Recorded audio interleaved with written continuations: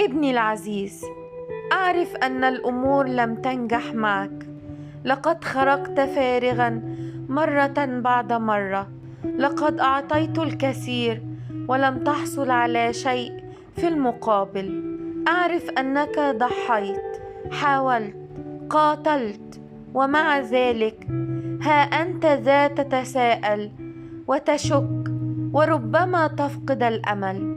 لكن لا تخف يا بني، لأني الآن أجعلك في المكان الذي أريدك فيه. أنا أصلحك، أنا أقويك، أنا أعمل فيك. أنا إله المستحيلات والتعويضات.